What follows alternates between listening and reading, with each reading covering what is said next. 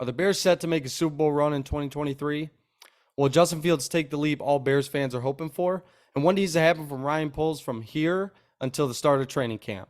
That and more coming up here in our new segment called the Bear Down Briefing, presented to you by Fan Noise Sports. I'm your host, Mike McGee. Let's get into this thing.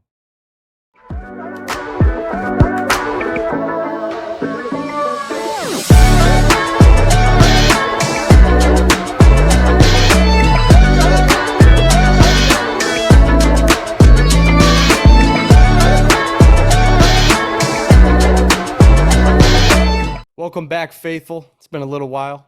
I'm back. I'm here to talk to you guys about this upcoming Chicago Bears season. As you see from the title, can the Bears make the jump from the worst record in the league to possibly make the playoffs and make a run for the Super Bowl? I'd like to discuss this with you guys, and I have some key notes here I want to talk to you about.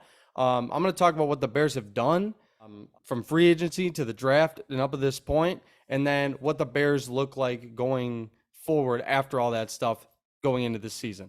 The first thing the Bears did on free agency, the Bears went out and purchased two top-end linebackers, one in TJ Edwards from Philly, Chicago guy, was born and raised here, loves the Bears, loves the culture, knows everything about it, and then a beast of a linebacker in Tremaine Edmunds from the Buffalo Bills. Long, lanky, everything Ryan Poles and the Bears look for when they want a dominant player, let alone linebacker. Bears also did a ton in free agency this year. They went out and signed DeMarcus Walker, overpaid a little bit, edge rusher from Tennessee, but that's okay when you got $100 million in cap space that you need to spend. They paid him 3 years, $21 million, and then they signed Andrew Billings, a defensive tackle, humongous human being, to clog up holes. He's been on a few teams recently, played for the Raiders, just a guy that they need to plug holes and, like I said, fill up the run game because the Bears were abysmal in the run game and the pass game last year on defense. Just all around needed to upgrade on the defensive side of the ball. They went out and got Nate Davis from Tennessee too.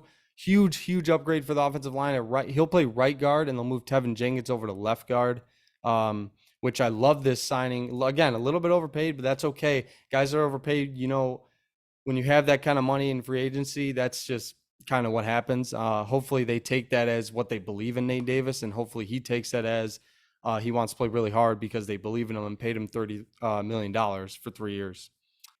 Then they went out and signed Robert Tonyan, a tight end from Green Bay, another Chicago guy. You could kind of see what the Bears are doing with who they're signing, how they're signing it, and what kind of player they're looking for to come to this franchise to build this entire team. Then they went out and signed Devontae Foreman from the Panthers. This dude went on a tear after Christian McCaffrey left and went to the 49ers. He's a guy who, before I'm going to get into who he drafted, was supposed to be Khalil Herbert's 1-2 punch. And let me tell you, this running back room the Bears have is easily top 3, top 4 in the National Football League. And they went out and got Devontae Foreman for a pretty cheap price, in my opinion. Then they went, and still with the Carolina thing, they went out and got PJ Walker, who you guys saw played decent quarterback for the Panthers after that whole debacle midway through the year with Sam Darnold and Baker, and just a disaster quarterback over there, which also will help Justin Fields too, because they run a similar style of offense. I know PJ Walker could run and scramble if he needs to, but also can sling the rock for a backup quarterback. Then they went and signed Travis Homer for the Seahawks. He's a guy who the Bears really high on for special teams and could also hammer blitzing linebackers in the running game. Really good pass protector for a running back. And then they got Rashad Green, Texans, edge rusher, just probably a backup or a rotational guy. Just another piece that they need. They really need to hammer down edge rusher, in my opinion. And then they signed a couple other small signings like Nathan Peterman, Dylan Cole. But that they did a ton in free agency, and they still have $35 million left to spend, which I'll get into after we talk about this next part, which is the NFL draft.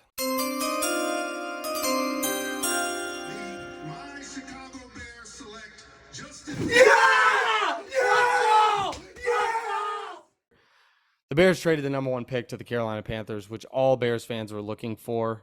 And they did it in such a perfect way. They did it right off the bat so the Bears can go. They know what they wanted to attack. They know where they were going to be in the draft, and they kind of knew it could set the foundation and let their scouts know where they're picking. And also they got a haul from it. They got the ninth overall pick, who we saw, and they drafted Darnell Wright, the 61st overall, the 2024 first rounder, and a 2025 second rounder. And most importantly, they got Justin Fields, a number one wide receiver in DJ Moore. I don't have to say much about DJ Moore. You guys know, if you do any type of research, Carolina isn't a team that's talked about a lot in national media, but this guy just catches the football and he gets 1,000 yards every year, over 1,000 yards, which the Bears haven't seen consistently in a long time. Having said that, DJ Moore brings a lot to this offense, not only passing, but he's a great leader. He could handle that wide receiver room. Now they have a guy that they can look up to and a guy that can kind of, I don't want to say veteran because he's not a veteran. He's super young, but he acts like a veteran. He goes about his business the right way. The exact guy the Bears wanted to help Justin lead this team is DJ Moore. I feel like he's going to up the touchdowns this year because I know that was the big thing people are talking about. He doesn't have a lot of touchdowns. He can just catch for yards or whatever. But I think he'll help Justin Fields a ton. And Justin Fields, when he has those guys around him, you saw in college with Olave and Wilson, he has a go-to guy now that he can go to whenever a play breaks down and doesn't have to run for his life. He can throw the ball up, use his legs, and he knows DJ Moore is going to give us the best chance to catch the ball in coverage. Now let's go to the draft. They took, at number 9, like I said, they took my favorite lineman in the draft, right tackle from Tennessee, Darnell Wright. Go look up this guy's tape. He is a dominant menace on the offensive line. He's a mean mauler who can destroy anybody who crosses his path. You saw what he did against Will Anderson. He was doing that all year long. He's actually pretty quick pulling down the line as well. He's very smart. He can play football for this team, and exactly what the Bears needed in the offensive line. Justin Fields is getting the help he needs, and that's what we haven't seen from past general managers in the past with Mitch Trubisky, and they're just not building around with Nagy calling plays for Mitch and Nagy calling plays for Fields. They are finally starting to build this team around a quarterback who I think could be a top 3 quarterback in the National Football League right now this year. The second round, they drafted defensive lineman Gervon Dexter from Florida. People were skeptical about this with the get off on the line.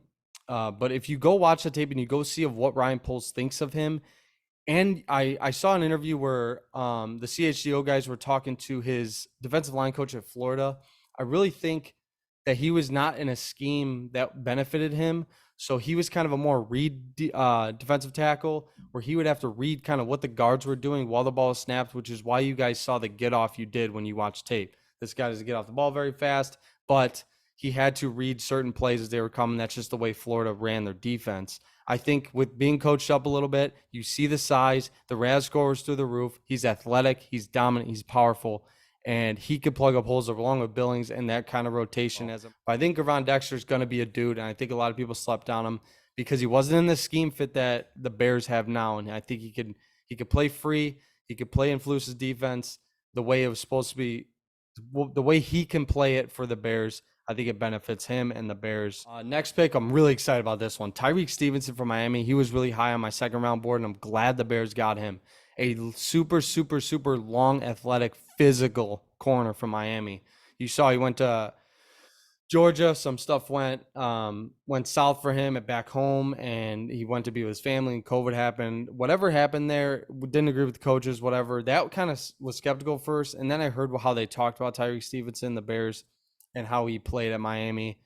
This guy will get in your face and let you know what's going down. He is a physical corner, and he's big for what you see on tape. He's a big dude for an outside corner who's going to help Jalen Johnson, and most importantly, he's going to help Kyler Gordon because Kyler Gordon can now kick inside to nickel, which is exactly the position they needed him to play last year, but just didn't have the depth for it. I think Kyler Gordon could be one of the better secondary players in this league now that he moves to nickel and can play the style of football he is used to. The fourth round, the Bears stole the fourth round. Roschon Johnson, Bijan's backup from Texas. Everybody is so high on this guy. If you watch him speak, he is a leader through and through. Very little emotion, similar to Justin Fields. Just plays the right way. He goes about his business the right way. He's super mature. A guy that you really need. He could have easily left after them saying Bijan's a starter, but he's stuck with it.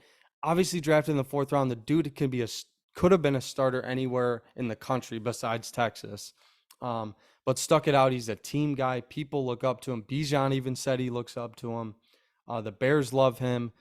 and that's why they took him in the 4th round. He's a great special teams player as well. You see on his tape, he is barreling down the line and kickoff, kick return. He's doing a ton of stuff for that team. And like I said, massive leader. I'm really excited for Roschon, and I think he's good enough to be right in line competing with Khalil Herbert for the 1. Reminds me a lot of Jordan Howard, Matt Forte.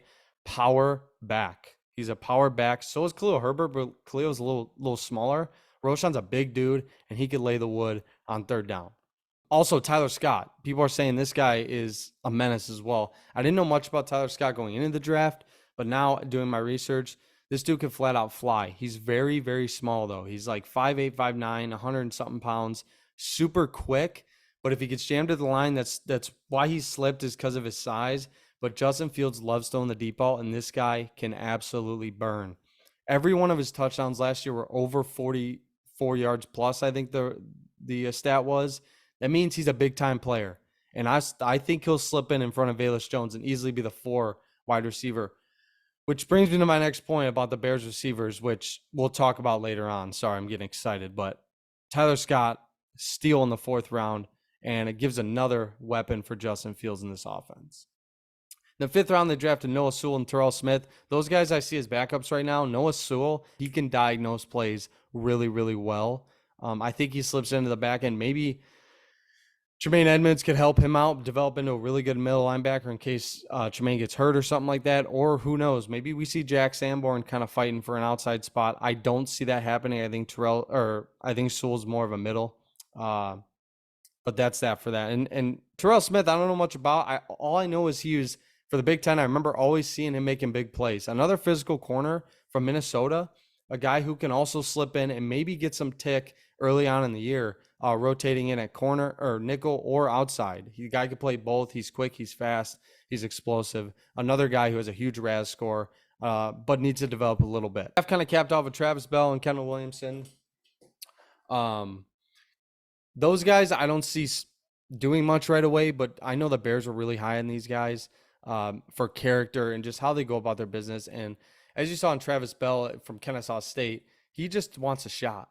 And the Bears gave him a shot, and he seems, all the stuff I've read about him, all the interviews I've seen, there's not much tape on him.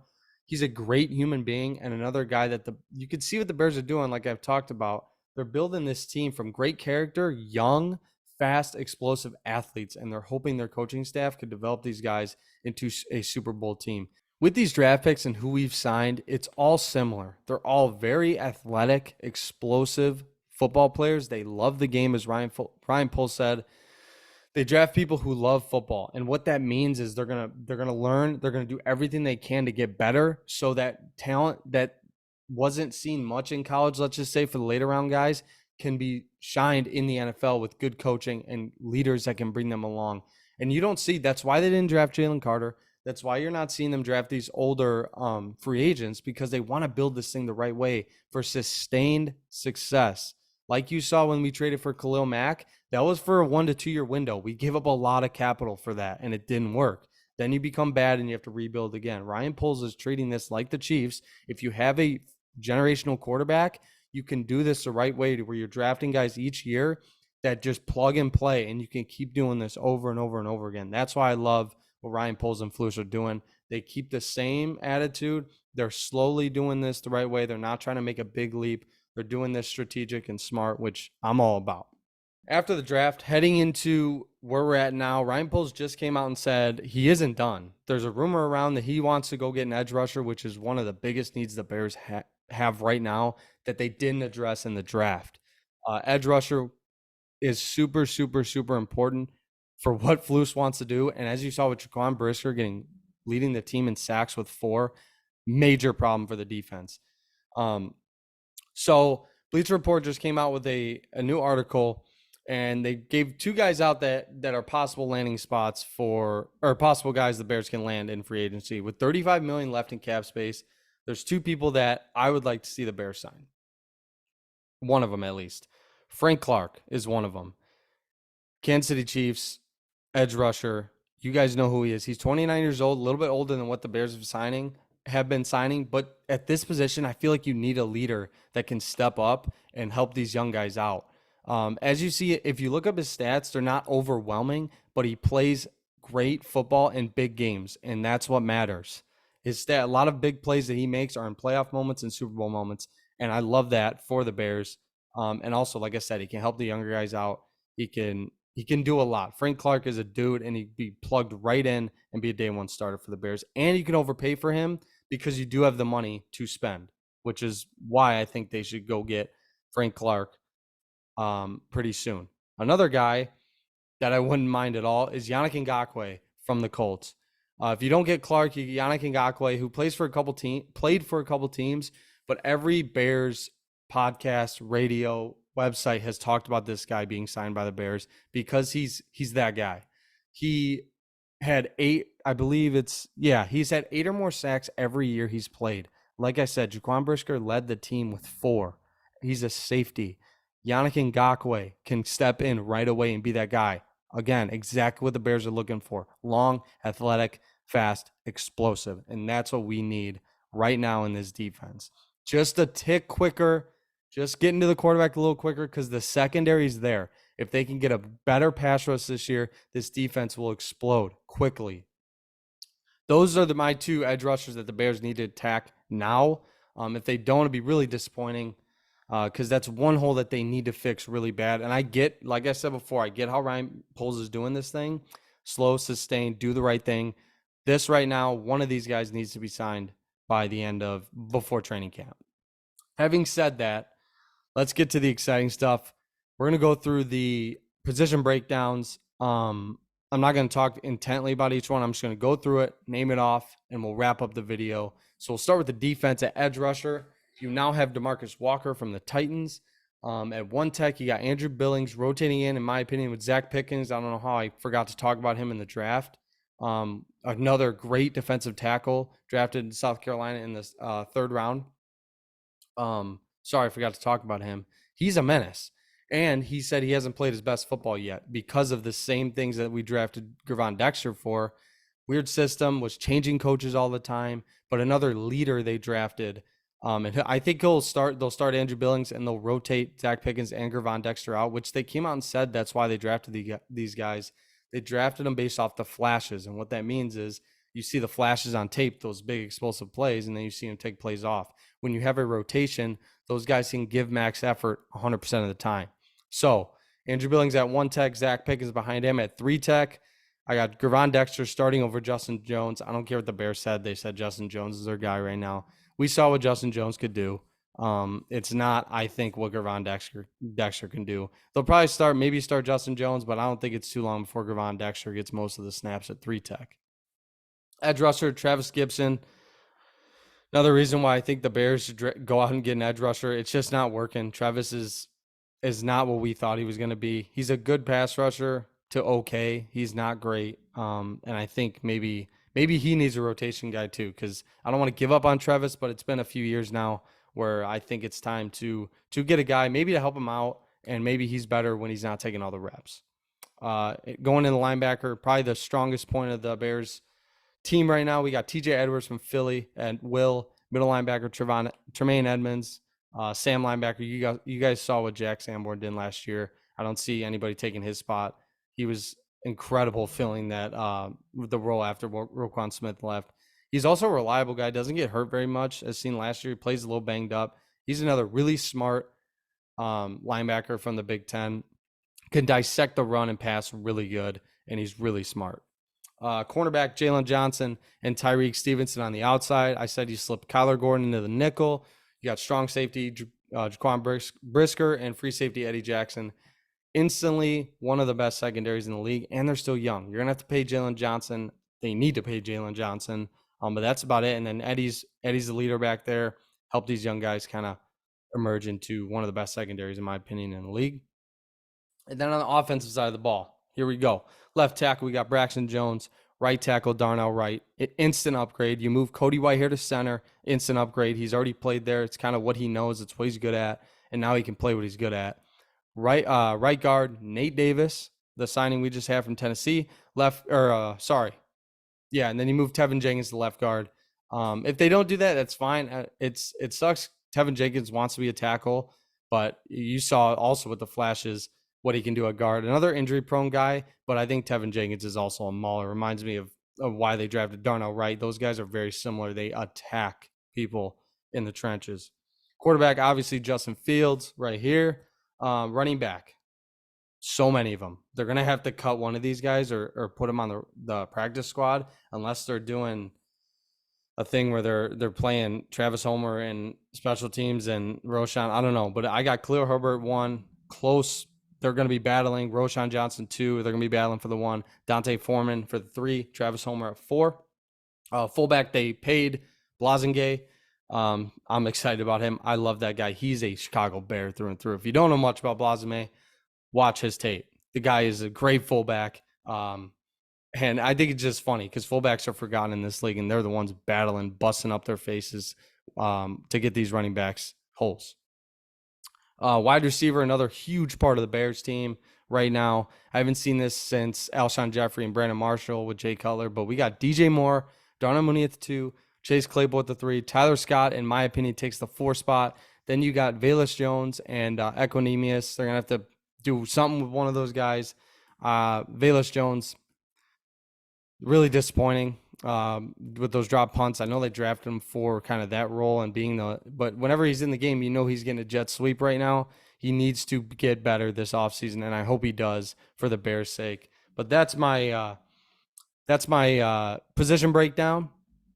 That's my exciting little rant about the Bears. You instantly got 100 times better in just free agency alone. Then you get the trade in the draft. I think the Bears can make a huge push this year. Here's the deal. If Justin Fields is the guy we all think he can be, and the Bears say win 9-10 games, 1, he's instantly the top 2 quarterbacks in the NFC behind Jalen Hurts. And 2, that means you know you got your guy and you could fully go in on this thing and build around him. If the Bears suck, let's say they go 3 or 4 wins and 5 wins, it probably means Justin Fields isn't the guy. I hate to say that. Maybe it doesn't mean that, but I think if that's how it goes, that's what it means. And you still hope for Carolina to lose out and the Bears to maybe get Caleb Williams in the next year draft. But I don't believe in that. Justin Fields is my guy. I think he could be the guy that the Bears have been searching for in the 100+ years they've been in this thing. He can be the turning point for this franchise. I think Ryan Poles and Eberflus are doing the right things. I believe in this team. I'm excited for it. We're going to do this segment throughout the year. The Bears are back. Here we go. Thank you for watching the video. Stay tuned for more. I'm your host, Mike McGee. Fan Noise out.